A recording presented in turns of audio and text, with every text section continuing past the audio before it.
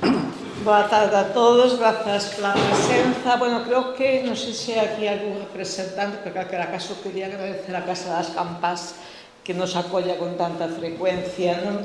É dicir, casi esta vicerrectoría do campus de Pontevedra, da Universidade de Vigo, converteuse nos últimos tempos casi na nosa segunda casa. Digo segunda porque non quería tampouco ofender o Museo de Pontevedra, que tamén nos leva acollido tantas veces durante tantos anos, non? É un placer estar aquí, en calquera caso. Eu xa estive onte aquí, xa repito, non me deron fonda para quedar, tive que volver hoxe para seguir outra vez aquí na Casa das Campas. En calquera caso, é un placer volver á casa de Benito Soto. Saúdo os nosos convidados, relatoras e relatoras desta xornada. Desde logo, é unha honra contar con todos eles e agradecerle profundamente, e máis aínda con Antón Castro, comisario da mostra e da iniciativa que na Illa do Cobo puxo a andar o que os chamamos Illa das Esculturas, que é o aniversario que de alguma maneira nos trae hoxe aquí. Está Manuel Quintana Martelo, que é o coordinador da sección de Creación e Artes Visuais Contemporáneas do Consello da Cultura Galega, que é a sección que realmente programa este e outros ciclos que nos veñen traendo, visitando a nosa arte, sobre todo nas contribucións máis contemporáneas que ao longo do século XX cambiaron un pouco a faz das artes visuais galegas, chegando ata agora que xa estamos a punto de cumprir un cuarto do século XXI. Tamén avaliando os distintos enfoques, o papel dos axentes e dos xestores culturais implicados na arte, non solamente desde o punto de vista dos creadores e dos artistas, e temos andado alrededor dos mecenas, dos coleccionistas, das galerías, dos centros culturais, dos museos, etc., ou preocupándonos polo estado de conservación destes bens patrimoniais, non? Están connosco tamén os outros membros da sección, como Ramón Rozas, que é o coordinador da xornada de hoxe, o Paula Cabaleiro, que desde hai unhas poucas semanas se incorporou como membro do plenario do Consello da Cultura Galega, e outras persoas que, como Fernando Casas, xa ten tamén experiencia connosco, non? Aquí realmente nesta actividade falarán con máis detalle, naturalmente, tanto o coordinador da sección como o coordinador da actividade de hoxe. Desde o punto de vista do Consello da Cultura hai como tres fíos que se xuntan na xornada de hoxe, non? Supoño que todos estaban na mente dos que iniciaron a programación, pero quería salientalos. Por un lado, naturalmente, a efeméride e a homenaxe. Son 25 anos. 25 anos, que non sei porque decimos que estes números son redondos, porque 25 parece que só ten esquinas, non? Pero son 25 anos, un cuarto de século desta iniciativa, e é o que conmemoramos, e, por tanto, é o momento de dar os parabéns, e tamén de facer memoria, de en que contexto isto nace, isto como evoluciona, e tamén de botar unha ollada crítica sobre o estado actual, sobre os problemas que pode plantexar no presente e no futuro. Por outro lado está esa outra vía de democratización da arte, de cultura para todos, de atender ao feito de que todos temos dereitos culturais. Todos temos dereito á cultura. O dereito á cultura é dereito á creación e dereito tamén ao disfrute, naturalmente, non? E, ademais, esa democratización levou non solamente a novos modelos de visibilizar a arte, senón tamén a unha maior interacción da arte fora dos muros dos contenedores clásicos de cultura, para estar en interacción coa sociedade, coa natureza, coa paisaxe, incluso con moitas formas de disfrute, que non é só disfrute artístico, senón tamén é o disfrute de lecer, o disfrute de outras maneiras, non? E logo, naturalmente, está a vía o fío do coidado. do respeto á obra intelectual e artística e a preservación do patrimonio.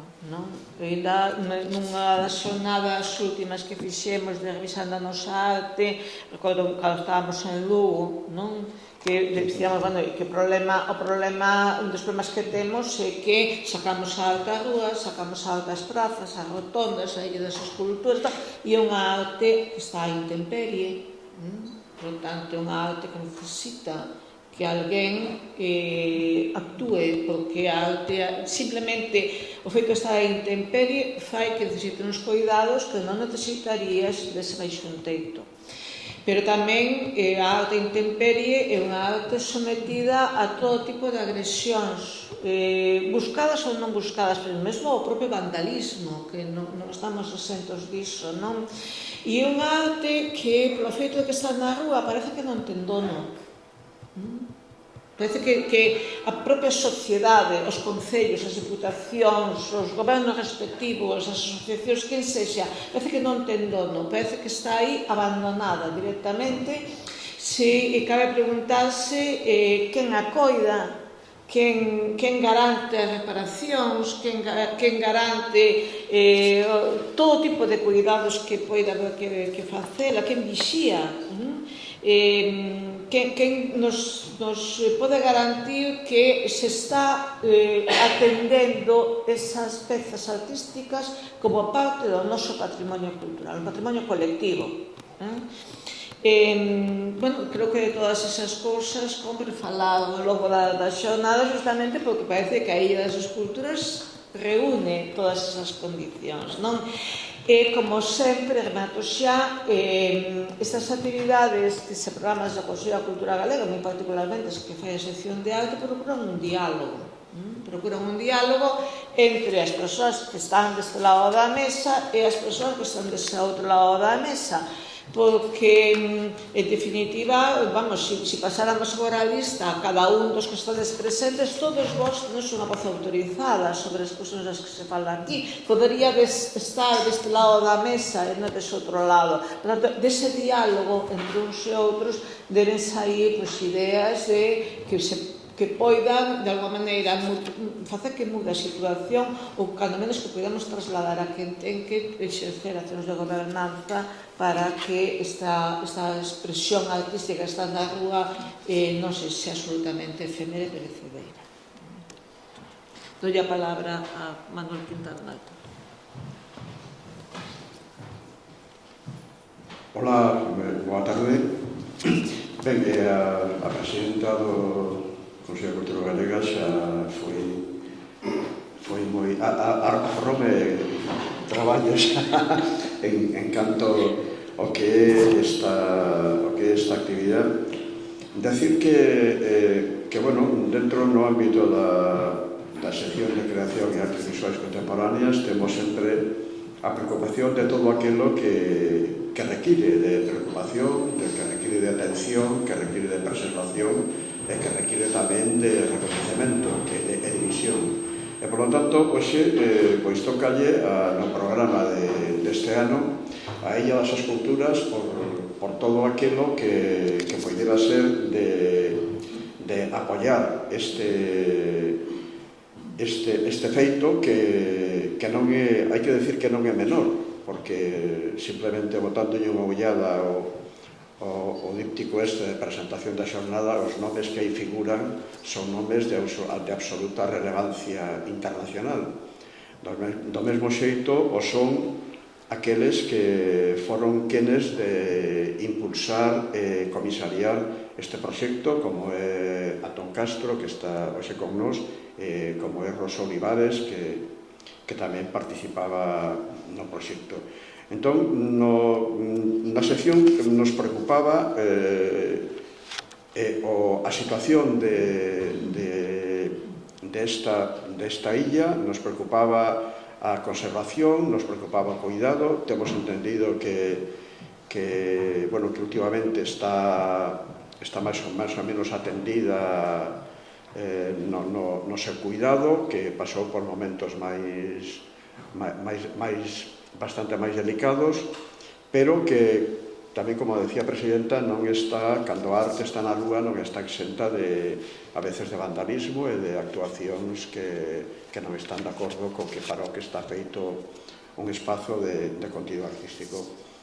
Entón, non quero alongarme máis en esta presentación, simplemente decir que a xornada que coordina o compañeiro na sección de arte, que é Ramón Rozas, que vai a ser o primeiro intervinte en esta xornada, o que lle seguirá Antón Castro, tamén de todos vostedes sobradamente coñecido, e rematará cunha mesa redonda na que estará o propio Antón Castro, o escultor Fernando Casás, a escultora Soledad Penalta e a comisaria de exposicións e xestora cultural, tamén compañeira da sección, e tamén a quen lle dou os parabéns por ser agora, a partir de agora, compañeira de bancada no pleno do Consello da Cultura Galega, que é Paula Cabaleiro. E sin máis, pois gracias a todos vos pola asistencia e esperemos que isto sirva para ilustrarnos un pouco e poñernos un pouco ao día, e sobre todo que actividades como este tipo se sigan fomentando, porque son as que fan realmente cultura no noso país. Moitas gracias. Ben, boas tardes a todas e a todos.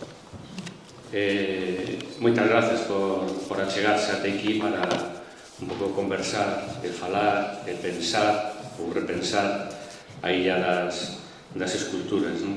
O primeiro que quero, evidentemente, agradecerlle aos meus compañeiros de sección, vexo a varios por aquí, Paula Cabaleiro, Mai, Jesús Pastor, que tamén está ali ao fondo, e o propio Quintana Martelo por apoiarme a hora de cando presentei esta iniciativa de, aproveitando esta efeméride dun 25 aniversario, pois poder facer unha xornada arredor do que significa a illa das esculturas.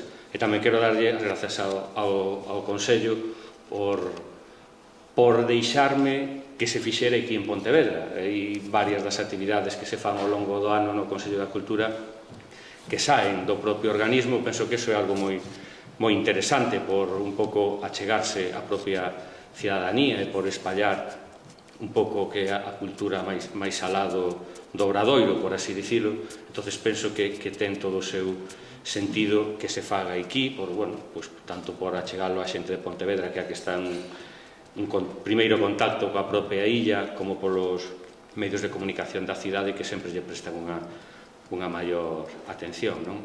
E tamén lle quero agradecer á Presidenta que nos acompañe hoxe aquí, porque, sei que non é moi difícil insistirlle para que veña a Pontevedra, a súa cidade, pero, sempre é de agradecer que nos acompañe, non?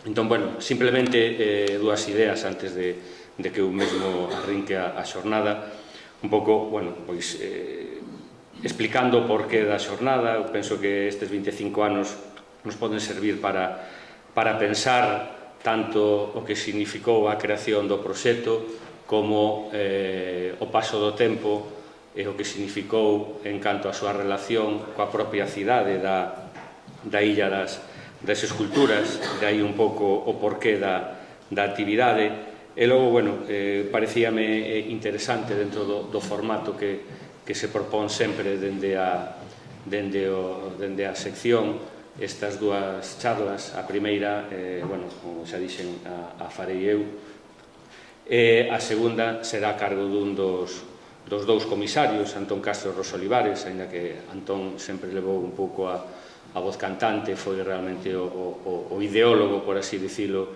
deste proxecto. E logo unha mesa redonda na que xunto a Antón pois estarán Fernando Casás, un dos artistas que participan cunha obra na illa.